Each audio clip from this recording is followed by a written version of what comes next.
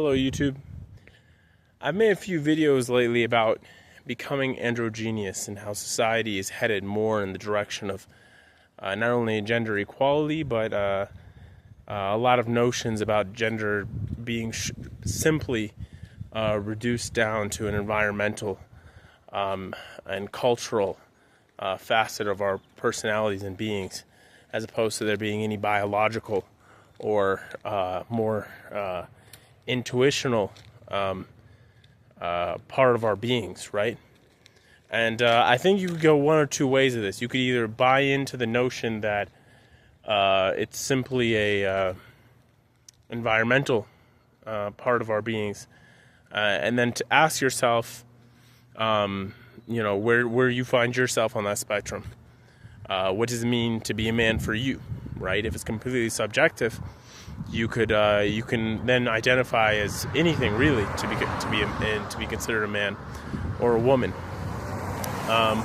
or you could say, hey, there are more objective facets to our being at play here. Maybe there is something biological at play that defines me as a man or a woman, and I think depending on which way you go, your answer is going to be different, right?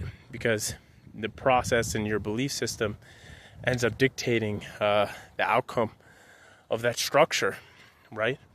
And I think if you take the route of it's simply an environmental part of our being, what you're end up going to find yourself is with the freedom to select for different ways of identifying yourself, and you will probably allow yourself more growth and the capacity to express yourself in many different modalities. So that could be, you're a man, but you have the capacity to express your emotions in whatever situations you find that's a viable outlet for you. Could be art, could be with your close ones, could be blogging, journaling, coloring, sketching, whatever, right? As opposed to the more traditionally bound up notions of to be a man means just to lift weights, and that's it, and we don't do anything else, right? Or to play football, or to work a 9-to-5 job, and these are more traditional notions, right? Like, you have to be aggressive, you have to be assertive, right? You have to polarize the shit out of your woman. Otherwise, she won't listen to you. She has to be subservient to you, right? Like, she has to be almost a housewife type figure. Even if the world has moved past that, she still has to embody that. And so I think there's an opportunity here that if you take a more neutral perspective, that you can integrate a lot more facets of your being. And as a result, the relationship might change into a different dynamic. Now, you have to be honest with yourself. If you're with somebody that is more identified with the traditional notions, I think that scheme might be a little problematic. Like, imagine if you have a really feminine identified partner and you tell her, you know what, honey, I think I'm gonna work like 5 hours a day and spend some more time on my self-development and self-growth, and I'm going to start worshiping trees, and I'm giving you an extreme example, right? But I think that this is a continuum, and I think thinking of it just in the lens that traditionally the YouTube sphere and modern society likes to put it, where it's like masculine here, feminine here, is not a healthy polarity. And I see this even in the camps of polarity, even in the camps on YouTube Fitness about, how to get women, how to please your man. They're very much here or here, and there's very little nuance in between, right? Like, could it be that, to really integrate yourself, right, and to become a good partner, right, doesn't just mean that you are here or here, but it means that you have the ability to fluctuate between the two modes. Because if your woman comes to you and she's breaking down and she's crying and she's being emotional or something like that, is your response then going to be assertive and a go-getter, right?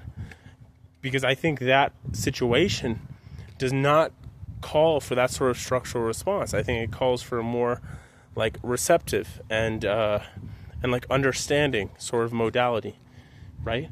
So that would be traditionally identified as feminine, but this is not, right, the sort of situation that you would apply to the traditional masculine of like, hey babe, let's go out to war right now, right? Like that's not, that. And vice versa, if your man comes home and he's, and he starts to be a little bit like, I've had a really long day, it's been a tough struggle for me, yada yada, intuitively women seem to get like, hey, I need to be a little bit more receptive here and just listen to him and yada yada. And it's not always necessarily like, hey, let's go out to war, right? So intuitively women seem to get that. Intuitively, it seems to me that women are a lot more comfortable in modern society with that yo-yoing of their of how they identify the world, partly because the world forces them into it, right? We are living in a masculine work environment, and there's recent notions and efforts to feminize the work environment, right? You can think of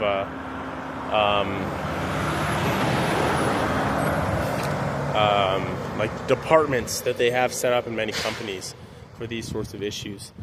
And at the end of the day, the intuition of women to be able to do this seems to be more developed because of the societal factors at play.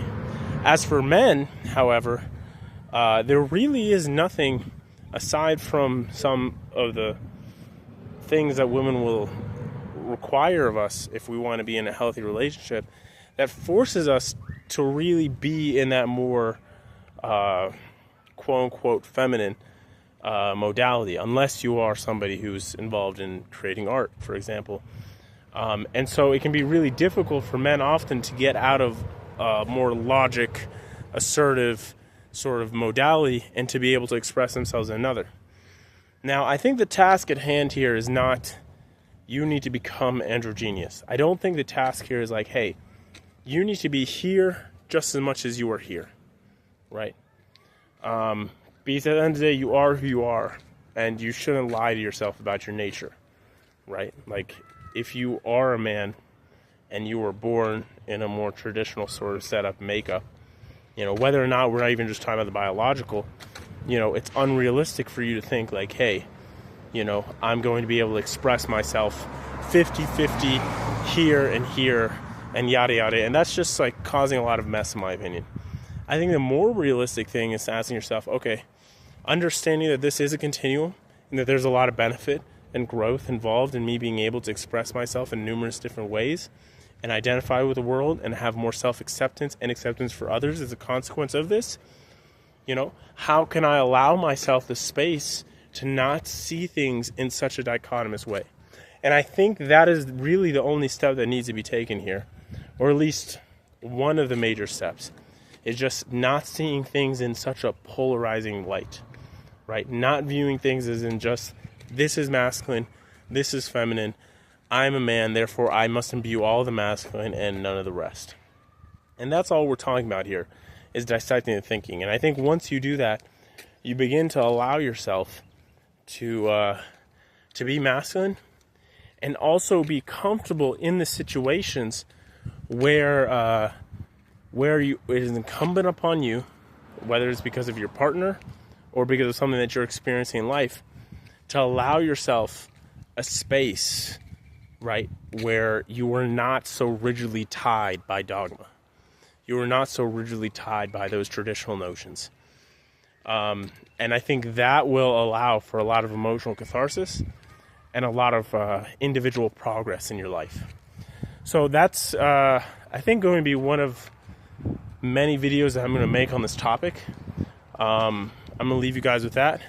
So don't forget to subscribe to the channel and hit that like button.